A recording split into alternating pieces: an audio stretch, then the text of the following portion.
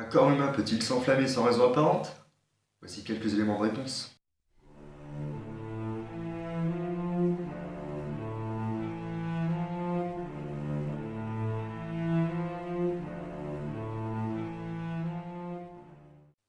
Le matin du 2 juillet 1951, à Saint-Pétersbourg en Floride, la voisine de Mary Reiser, une veuve de 67 ans, remarque une chaleur intense provenant de l'intérieur de son appartement.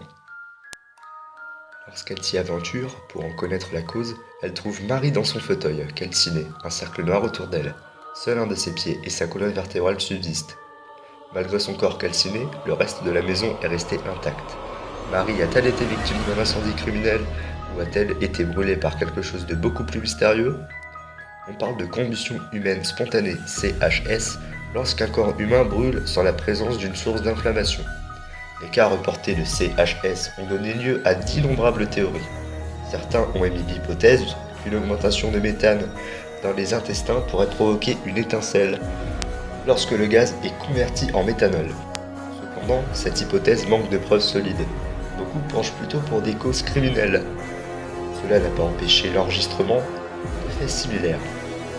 Lorsque Michael Faherty, âgé de 76 ans, a été retrouvé mort chez lui à Galway en Irlande en 2011, le docteur Kieran McLoughlin, médecin légiste local, n'a pas été en mesure d'expliquer les causes de ces terribles brûlures.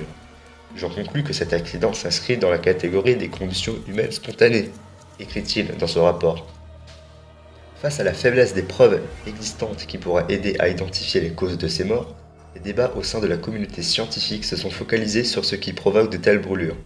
En 1961, le médecin légiste anglais Gavin Turson émet l'hypothèse que la cause serait due à un processus appelé l'effet de mèche.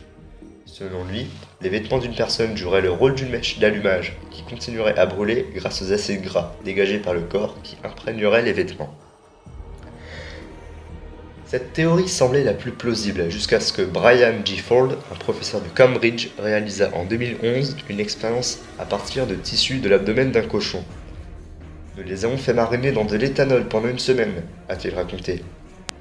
Même enveloppés dans une gaze humectée dans l'alcool, ils ne brûlaient pas. L'alcool n'est pas naturellement présent dans le tissu, mais il existe un élément inflammable dans le corps humain, dont la concentration peut augmenter considérablement, l'acétone. Ce composé est normalement éliminé par les processus métaboliques du corps, mais le professeur Brian G. Ford pense que les concentrations élevées chez certaines personnes peuvent agir comme un accélérateur et provoquer la combustion spontanée d'un corps humain. Et oui, au cours des 300 dernières années, plus de 200 cas de combustion humaine spontanée ont été recensés dans le monde. Ce mystère n'a pas fini de faire parler de lui. Alors, scientifique ou criminel? D'ici là, on se retrouve la prochaine fois pour de nouveaux mystères. Abonne-toi.